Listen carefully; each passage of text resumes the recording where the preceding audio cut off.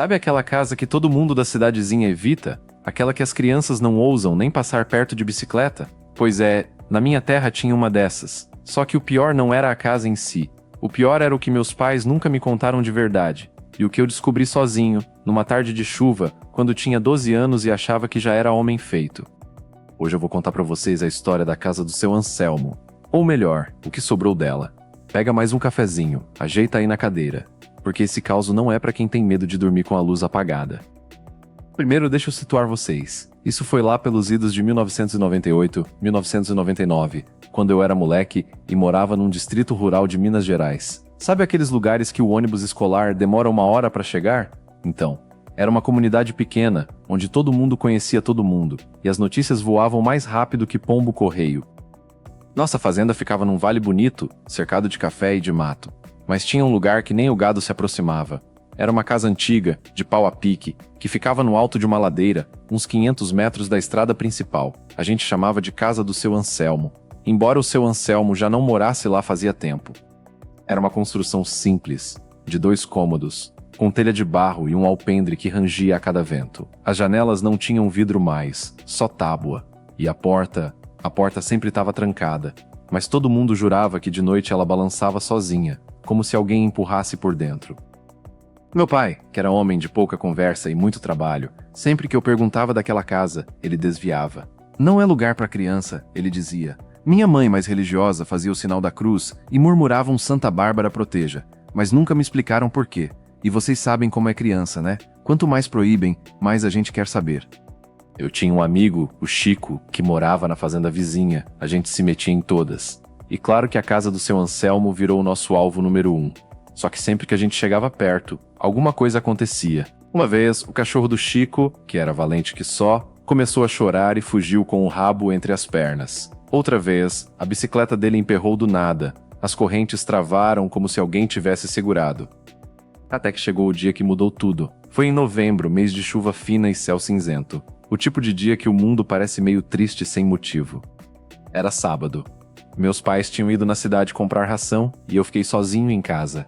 O Chico apareceu lá pelas 3 da tarde, todo animado, dizendo que tinha visto a porta da casa do seu Anselmo aberta. Aberta! Depois de tantos anos trancada. Eu hesitei, viu? Não vou mentir. Tinha algo naquele lugar que me dava arrepio, mesmo de dia. Mas a curiosidade... a curiosidade é coisa de diabo. A gente pegou as bikes e foi. A subida da ladeira era puxada. A chuva fina molhava a gente devagar, sem pressa. Quando chegamos no topo, lá estava ela. A casa parecia maior de perto. Mas... presente. Sabe quando você sente que um lugar está te observando? Era assim. E a porta de fato estava entreaberta. Só uma fresta, mas o suficiente para ver a escuridão de dentro. O Chico queria entrar.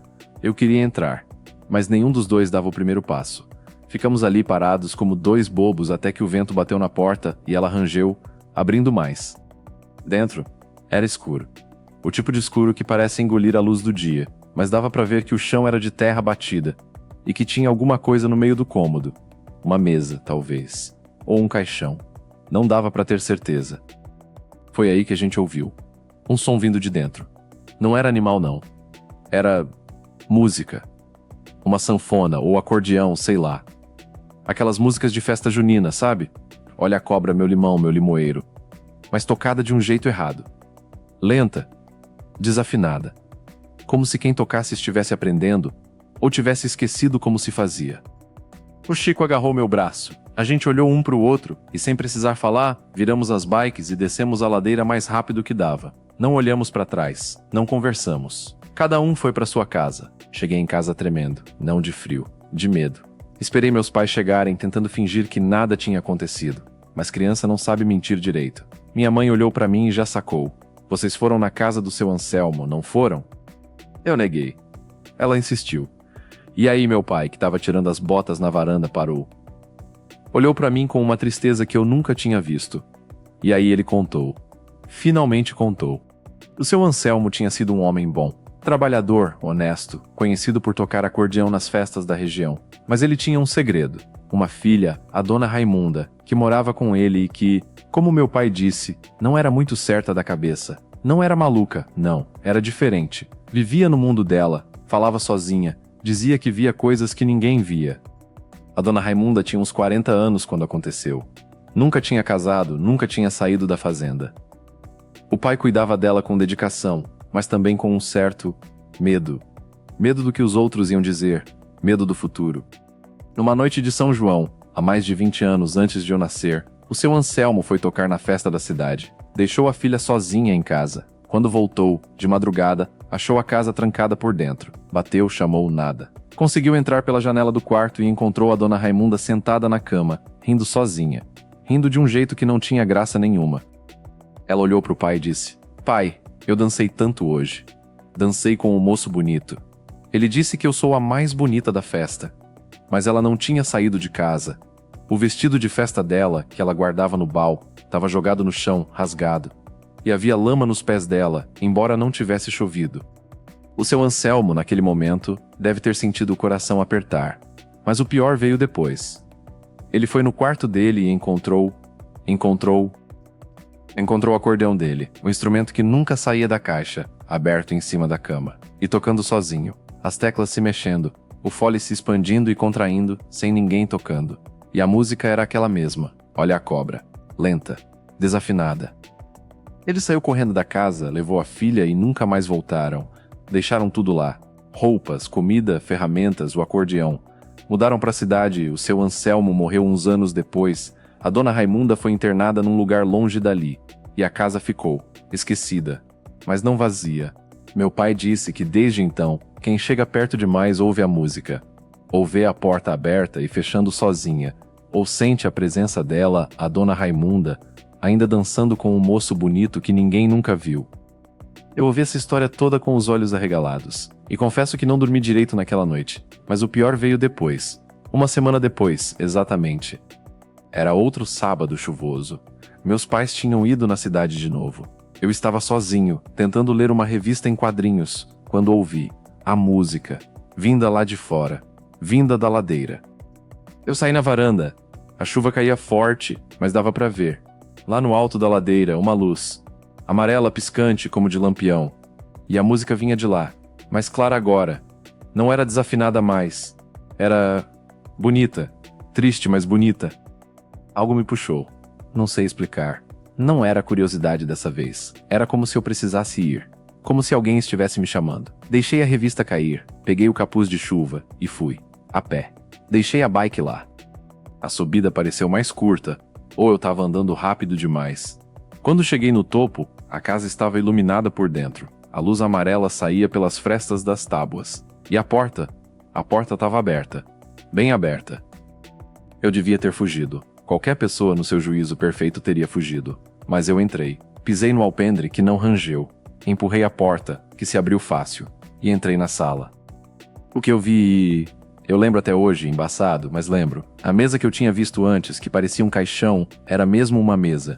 E em cima dela o acordeão, aberto, brilhando na luz do lampião que pendurava do teto. E do outro lado da mesa, uma cadeira. E na cadeira... alguém. Não vi o rosto. Só a silhueta. Uma mulher, pelo formato. Com um vestido longo, antigo. Ela não se mexeu. Só ficou sentada, olhando pro acordeão. E a música tocava, mas ela não tocava. Ninguém tocava. Eu queria falar. Queria perguntar. Mas minha voz não saía. Fiquei parado, molhado, com a água escorrendo no chão de terra. Até que ela moveu. Lentamente virou a cabeça. E eu vi que não tinha rosto. Ou tinha, mas não era um rosto que eu conseguia lembrar. Era como tentar segurar água na mão. Eu olhava, sabia que estava vendo, mas não conseguia descrever depois. Só lembro dos olhos. Olhos tristes. Muito tristes. Ela levantou, devagar, e estendeu a mão. Não para mim, pro acordeão. E falou. Uma voz que parecia vir de longe, de um poço fundo. Dance comigo? Foi nessa hora que eu ouvi. O grito. Meu nome, sendo chamado. Vindo de fora. Era o Chico. Ele tinha me visto subir e vindo atrás. E ele gritava, desesperado. Sai daí! Sai daí agora! Algo no grito dele quebrou o feitiço. eu senti que podia me mover de novo. Virei, corri para a porta, passei pelo alpendre, escorreguei na lama, caí, levantei e continuei correndo. O Chico me esperava no meio da ladeira, pálido como papel. A gente desceu junto, tropeçando, caindo, se levantando. Quando chegamos na estrada principal, olhamos para trás. A luz na casa se apagou, a música parou. E a porta se fechou sozinha, devagar, como uma despedida. Eu nunca mais voltei lá, nem de dia, nem de bicicleta, nem com 10 amigos. Aquela casa virou um limite invisível na minha vida. Um lugar que existe no mapa, mas não no meu mundo. Contei pros meus pais no mesmo dia. Ou melhor, minha mãe arrancou de mim. Ela viu meu rosto quando a gente chegou em casa, trêmulo, molhado, com as mãos sujas de lama. Não teve como esconder. Meu pai não me bateu, não me gritou, só me abraçou, forte, e disse uma coisa que eu nunca esqueci. Filho, tem lugares que a gente não entende. Tem coisas que não têm explicação de livro. Não é medo que a gente sente, é respeito. Respeito pelo que a gente não conhece. Ele me explicou depois que a dona Raimunda tinha morrado uns anos antes, num asilo longe dali, mas que, segundo diziam, ela nunca parou de dançar. Mesmo no fim debilitada, ela movia os pés como se estivesse em festa. E às vezes, diziam os cuidadores, ela ria sozinha, e dizia que o moço bonito tinha vindo buscar ela. Será que era ela que eu vi? Ou será que era o outro? O moço bonito que ninguém nunca viu, mas que ela sempre dançou? Eu não sei. E honestamente, não quero saber. Tem coisas que é melhor deixar quieto. A casa ainda tá lá. Pelo menos, tava a última vez que passei por perto, já faz uns anos. Ficou mais destruída, claro. O telhado caiu em parte, as paredes estão tortas. Mas a porta ainda fecha e abre sozinha, segundo contam. E às vezes, em noites de São João, quando o vento tá certo, dá pra ouvir a sanfona, tocando longe, tocando sozinha. Eu cresci, me mudei, fiz minha vida. Mas guardo essa história. E guardo o respeito que meu pai me ensinou. Porque no fim das contas a gente não sabe de tudo. O mundo é maior do que nossa compreensão. E tem lugares, tem histórias, que são para ficarem onde estão, na beira da fogueira, na memória, no mistério. E aí, pessoal? Esse foi o caos de hoje. A história da casa do seu Anselmo, que meus pais mandavam evitar, e que eu, teimoso que sou, fui descobrir na marra. Espero que vocês tenham sentido um friozinho na espinha, que é o que toda boa história de fogueira tem que causar. Se você gostou, deixa o like aí embaixo. É importante pra gente saber que tá no caminho certo. Se inscreve no canal se ainda não é inscrito, porque toda semana tem história nova. História de roça, de assombração, de coisas que aconteceram de verdade, ou que pelo menos alguém jurou que aconteceram. E agora eu quero ouvir vocês. Comenta aí, você também tem uma casa assim na sua cidade? Um lugar que todo mundo evita? Ou uma história que seus pais ou avós contavam pra você não chegar perto de algum lugar? Deixa nos comentários. As melhores histórias a gente lê aqui no próximo vídeo, com os créditos pra quem mandou. Compartilhe esse vídeo com aquele amigo que adora história de terror, com aquele primo que mora no interior, com aquela tia que conta os melhores causos. Vamos espalhar essas histórias porque é assim que a tradição continua viva. Contando, lembrando, respeitando. Fica com Deus, pessoal. E se um dia vocês passarem por uma casa abandonada e ouvirem música vindo de dentro, sigam o conselho do meu pai, respeitem. E sigam em frente. Até a próxima fogueira.